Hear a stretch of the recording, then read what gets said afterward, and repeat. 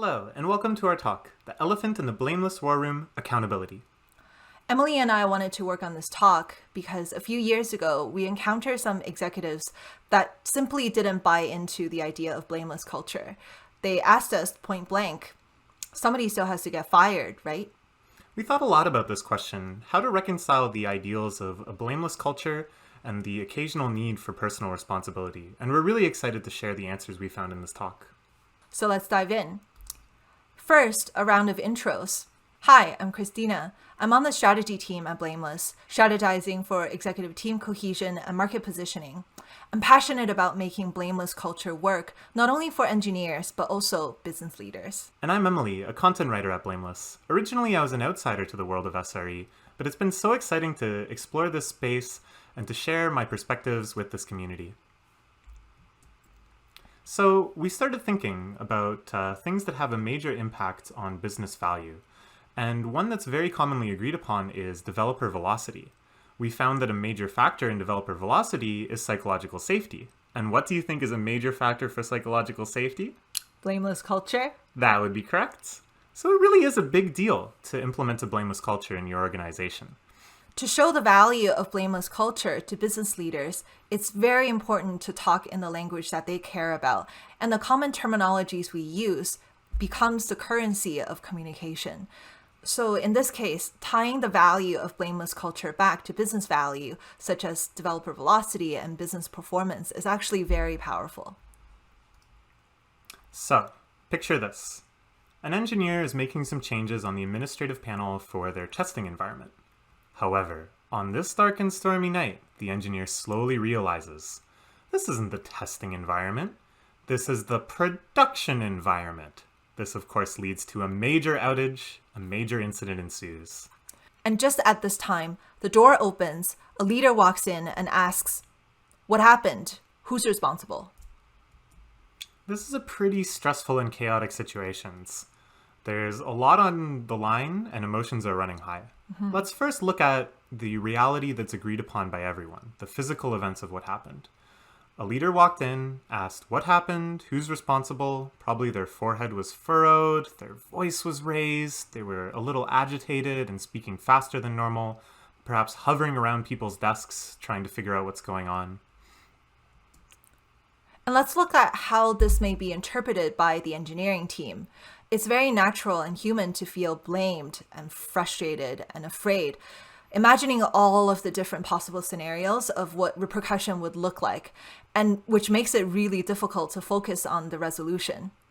However, according to the psychological theory, fundamental attribution error, when we feel hurt, we assume that the other person has bad intentions, or we assume that the other person is just a bad person. Whereas when we hurt someone else, we would assume that, no, we're just having a bad day. This is very out of character for ourselves. It's natural to feel like, oh, leadership doesn't care about psychological safety. They're doing this wrong. But that actually doesn't solve the issue. Just because the feeling of being blamed and fear feels very real doesn't mean that we can attribute the intention to leadership, because we actually don't know. The only shared reality we have is what the leader said and what they did. So let's look at what are some of the possible intentions that the leader has. Very likely their goals are not that different from the engineering team. They want to resolve the incident, they want to prevent it from happening again, and they want to restore trust with their stakeholders. It's very easy to feel like both parties are on opposing grounds.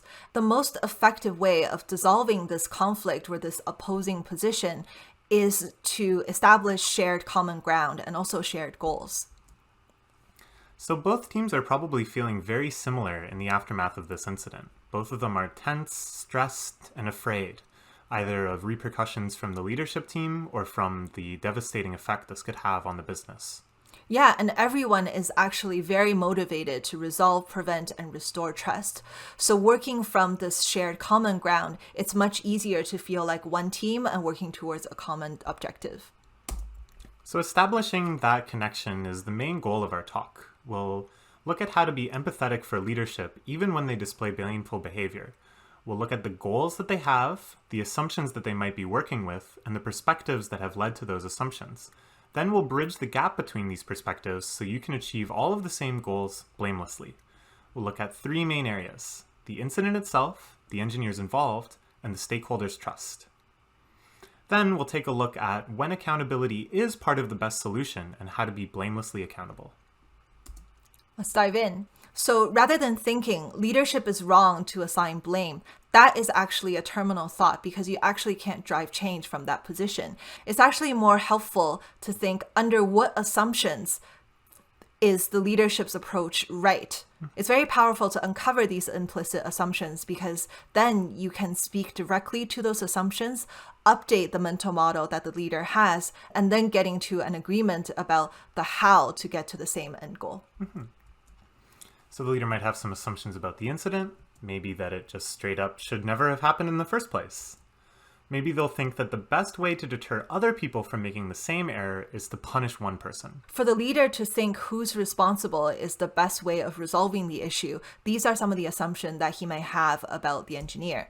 For example, he may believe that a skilled engineer would never make this mistake, and therefore, by having this mistake, it reflects the skill or competence of the engineer. Or he may believe that removing the engineer removes the problem. Also, without punishment, the engineer won't fully understand the impact of their mistake. They'll probably also have some assumptions about how the stakeholders are viewing the incident. They might think that the stakeholder wants to see punishment. They might think that the stakeholder needs to see someone fired as a way to persuade them that the incident is resolved. They might also think that the stakeholders expect some sort of fairness, that because they've felt pain due to the incident, that the engineering team also needs to feel that pain. So, given these assumptions, blame actually feels like a pretty reasonable way forward as a way to achieve all of their goals and to remove the problem. But we know that this isn't how things will play out. We know that systemic changes are far more enduring and beneficial. So how do we start closing this gap of understanding? And without triggering their defense mechanisms. So let's first understand leadership's perspective on the incident. They may think, like we said, it should never have happened. Punishment would deter others from making the same error. First, we don't know for sure that these are the assumptions that the leader holds. What better way to uncover potential assumptions along these lines than questions? So these are some of the questions that Emily and I came up with to help you uncover potential perspective differences or differences in assumption. Before we go into that, we want to preface that many of these questions should wait until after the incident is resolved. Because when everyone is in a high stress mode trying to resolve the incident, there's very little mental space to actually have a meaningful discussion and be in a space where you can change your mind. So one question to ask, is 100% reliability possible? And even if it is it worth the cost? And kind of along these lines, what is the trade-off you want to make between trying to prevent incidents and being equipped to react to incidents and to proceed with your own development? You only have so much engineering capability. Another question to ask is, are there other ways of making people more careful besides punishment? This is sort of an open-ended question that can start generating some ideas. I love the last question because it's generative. Rather than saying punishment is wrong or punishment won't get you where you want to go, it's a lot more constructive to brainstorm together and do creative problem solving together to think about other ways of achieving the same goal. Now that the gates are open and you may have uncovered some assumptions that are due for an update, here are how you can articulate your side of the story. One thing to really emphasize is that systemic changes are more enduring and beneficial. It helps if you can think of specific examples in the past where systemic change has led to incident reductions or better incident resolution, where firing someone would, of course, never have made those changes. Also, complex system failures are inevitable. There was a time when software just worked for the most part, or to people that weren't intimately aware of the tech industry. Even as the former head of customer reliability engineering at Google, Dave Renson says, to err is human. The sun is not 100% reliable. It becomes very unreliable at the end of life. Our hearts are not 100% reliable. Complex systems are also not 100% reliable. So explaining that, based on your experience, all companies have incidents. All complex systems fail, not only in software, but in many other industries as well.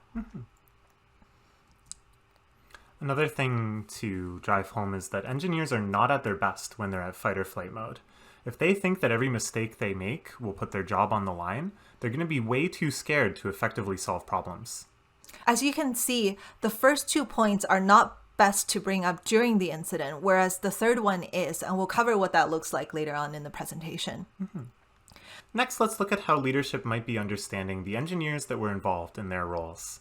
As we said before, they might have some assumptions, like a skilled engineer would never make a mistake like this. Therefore, the person who made this mistake must be unskilled, or that this one engineer is like a bad apple, and if you get rid of them, the problem will just go away.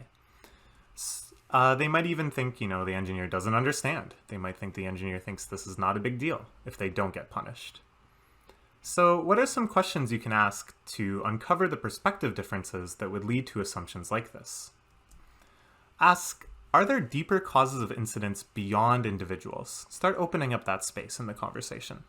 That's a great question. And also, do engineers understand the business impact of incidents? While the engineer likely feels really bad, sometimes it's possible that they don't understand the business impact of the incident. And it's the leader's responsibility to help them understand. From a leader's perspective, if they don't understand the nuances of the system, the engineer may be the unit of change that they're able to make in order to resolve the incident. So it's possible that given everything the leader knows, letting go of the engineer or holding an individual responsible is one of the only options possible in the tool belt. So by sharing other possibilities, it opens up also other possibilities of reaching the same goals through different paths. So let's talk about how to address leadership concerns about the engineer. One thing to say is anyone in that position could have made that mistake. Given the circumstances, given the resources available, it isn't a question of skilled or unskilled, new on the job or veteran. Anyone could have made that same mistake in that situation. Yeah, and Emily and I have learned from an emergency physician from Stanford Emergency Medicine that we actually, in the United States, have more missed heart attacks than we expect. And that's because of interruptions. So doctors, even though they're extremely well trained and have gone through many years of rigorous training, will miss heart attacks because their brains might be holding a different set of context. So in this case, maybe the engineer was talking to another colleagues and helping them to figure something out in the testing environment. So they would come in and think, oh, now this might be the testing environment too. And that really is something anyone could have made. And that really is a mistake that anyone could have made. Another thing to appeal to is the idea that there is a lot of shared ground emotionally between the leader and the engineer. Nobody wanted this outcome. The engineer isn't indifferent to it, they're not nonplussed about it, but they recognize that this was a serious error. If the leadership feels less isolated in their position and knows that the entire team is working together, they're going to be much less inclined to blame. Absolutely. And we know leaders to be people that take extreme ownership of the performance and outcome of organizations. And so in that fight or flight mode where they're also stressed about what's going to happen with the incident, what will happen perhaps to their own career, it's really easy to feel like, oh, I'm the only one that cares or I'm the only one that suffers. And so what I've found that is extremely trust building is to actually just help the leader understand the engineer, of course, feels bad. Feeling bad and acknowledging the pain doesn't mean that it's all your fault. It means that you understand the gravity of the situation and is fully committed to get to the desired resolution. Another thing to emphasize from a business perspective is that it's way more costly to hire someone new than just to train to close existing gaps in the team you already have. And it may seem like it's easier to just throw out a bunch of bad apples, but you got to get new apples. That's going to be way more expensive than any sort of shortcoming and understanding that exists. The engineers you have already understand the intricacies of your system way better than someone off the street. Another consideration is to strategically sequence your appeals based on how likely the leader is going to agree with you. So if we look at Aristotle's model of persuasion, ethos, pathos, logos, establishing credibility, emotional appeal, and also logical appeal. And so if the leader is more likely to agree with you, you can start with the emotional appeal. And if the leader is likely to disagree with you, it's much better to start by establishing credibility. I've seen this in many other companies before. I've seen, people getting fired and the remaining team just suffers from the same issues over and over again. And then to go for logical appeal, which, for example, here in this case is bullet 1 and bullet 3. And the second point clearly appeals to emotions a lot more. So do be very intentional about how you sequence your argument. Finally, let's look at their perspective on stakeholder trust. Again, they might have some assumptions about what the stakeholders want to see. Do they want to see someone get fired as a way to restore trust? Do they want to see a sense of fairness, that because they suffered, the engineering team should suffer as well?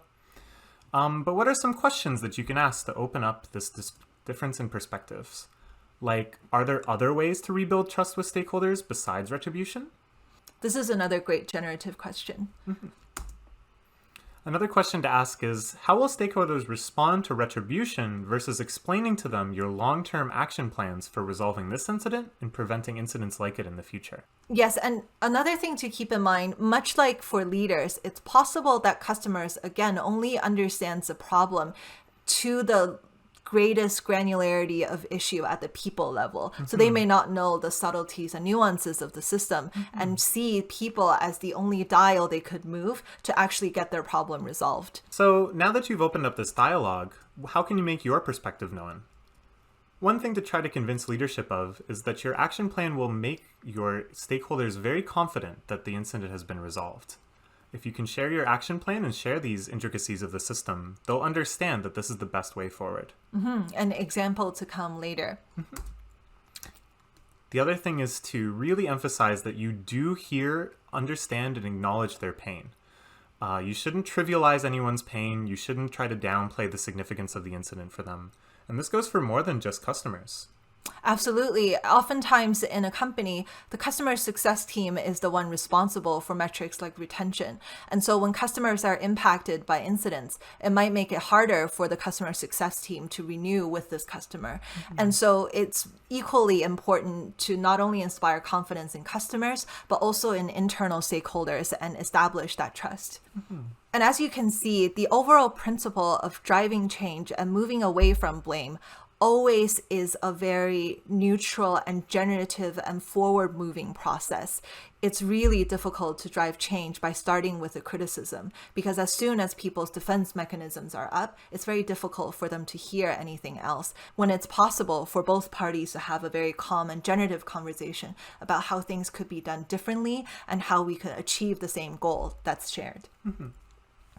So let's return to the situation immediately after the incident occurred. Leadership has walked in and asked these questions. How do we respond in the moment? Some of the elements we think we should have for this response is it should be very direct and succinct, no beating around the bush.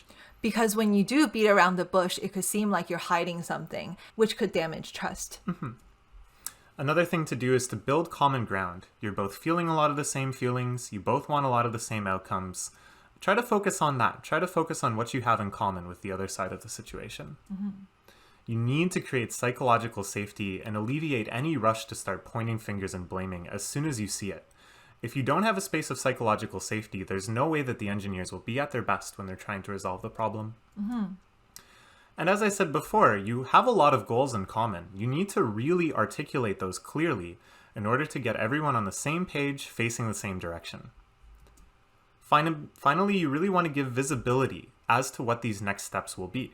How are you going to move forward from this incident in a way that doesn't involve blame? So now we'll bring everything back together and go back to that moment where the leader walks through the door. Hey, what's going on here? What happened? Who's responsible for this? It really could have been anyone. Right now, the entire team is focused on resolving the incident as quickly as possible. So why don't we give the team some time and space to focus on the resolution first? I understand the impact that this incident has on customers, and we as a team are fully committed to restoring stakeholder trust.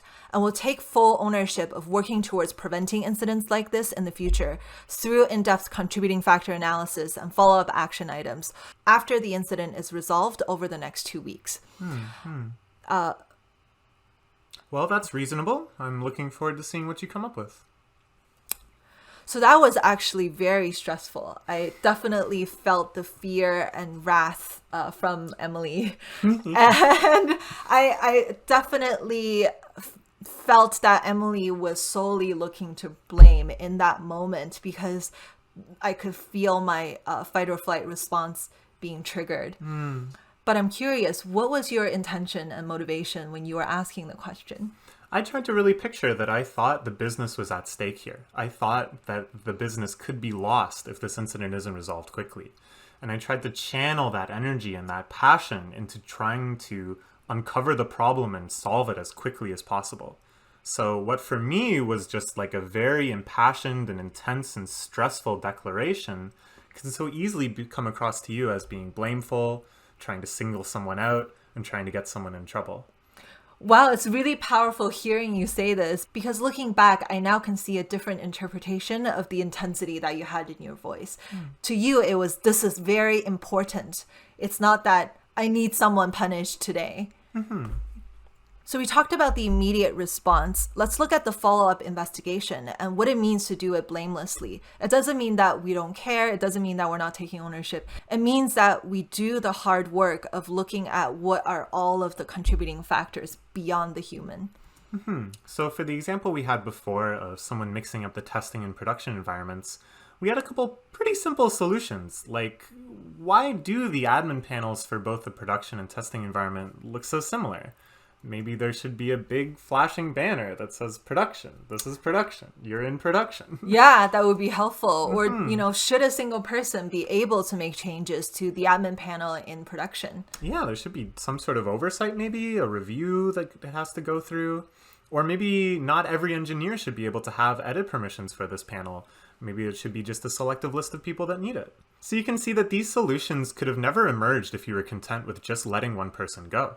Instead, you really had to dig into all of these contributing factors to make two different panels that won't get mixed up again. Exactly. And that's a much more enduring and reliable solution. Of course, you can't really have these conversations until leadership is in a place where everyone is open, calm, and ready to listen. And this is where those perspective differences and uncovering questions that we mentioned before can be very helpful. So we've talked about the immediate response, we talked about the follow-up investigation, and also the post-incident conversations with leadership. And are we done? No. Exactly. So reliability also requires follow-up planning. And these incidents can inform the 3 pillars of planning: people, process, which also includes prioritization, and also tooling. How do these incidents inform headcount planning? Can we update runbooks to create more enduring solutions or guardrails? Can we consider investments in tools to level up the effectiveness of the engineering team? So as you can see, any one incident can open up all sorts of fundamental things in the company that maybe the company wasn't even aware should be changed. And I've seen that as you ask enough whys, not just down one path, but through multiple paths of the cause tree, if you will. Oftentimes, especially in orgs big enough, it actually unveils issues about team structure and sometimes leadership. So it really is incredibly valuable to look beyond the person and look at all contributing systematic factors. Let's go back to the beginning of the talk where we were asked, somebody still has to get fired, right? This is why Emily and I came up with a list of prerequisite questions that help you evaluate when holding accountability in the traditional sense, which is letting someone go or punishing someone, is indeed appropriate. So were the expectations for the job clear, realistic, and documented? Did this person know what they were supposed to be doing? And were the mistakes of the incident a result of someone's lack of skill, good intentions, or honest effort? Have you been sharing feedback with them about any sort of gaps in their performance on a very consistent basis? And have you accounted for all other contributing factors? And as you can see, if the answer to any of these questions is no, then no, it's not fair to hold someone accountable because the expectations were not clear. So accountability should never be the first thing you default to. If you settle for just holding someone personally accountable, you'll never find all of these other contributing factors. Accountability should be something that you only arrive at after exhausting every other possibility. And looking at this list of questions, you can see that this is a separate and distinct process for performance management, not a response to incidents that really every company has to encounter and face. So finally, let's talk about this idea of being blamelessly accountable. How to have your cake and eat it too. A fully blameless culture, but personal accountability when required. From what we learned from the Twitter engineering team, accountability faces forward. Being blameless doesn't mean that we don't hold the team accountable to improving the performance in the future. And the team do, in fact, take full ownership of improving reliability from the point of incident resolution and onward. As we said before, reliability outcomes and performance management should be completely separate processes. You should never be judging someone's performance or punishing them in the middle of responding to an incident. And finally, accountability should never come at the cost of in-depth contributing factor analysis. Even if you've decided that holding someone accountable is part of the best path forward, it's only part. You should always look for systemic changes that you can also make. Mm-hmm. And in fact, the example that Emily and I shared earlier is based on a true story. And in real life, the engineer definitely felt guilty, but did not experience any negative repercussions from the team and also from leadership as a result of the incident. Mm-hmm. In fact, the entire team came together and worked to make the distinction between the testing environment and production environment more clear. And as you can see, that is a more confidence-inspiring and enduring solution to customers and also stakeholders. So there is no trade-off between blamelessness and accountability. It does take incredible empathy, stress tolerance, and critical thinking to get blamelessness and accountability working together in harmony, but it is possible. Absolutely, and it's leadership's responsibility to really make this possible. Mm-hmm. So while working on this talk, Christina and I researched heavily into many different areas. We learned a lot about compassion, about conflict resolution. We looked at the maturity and reliability journeys of other companies to see when they were able to achieve things like this. So if this topic resonates with you, we really encourage you to dive into these sources. To borrow from Kurt Anderson, our SRE architect at Blameless, this talk really is an emphasis on the socio of the socio-technical system. We really wanted to build a bridge between leadership and the engineering team because ultimately we are working towards the same goals. So what do we do about the elephant in the Blameless war room? Do we hide it? No, we ride it. Thanks Thank for you. coming to our talk. Bye. Bye-bye.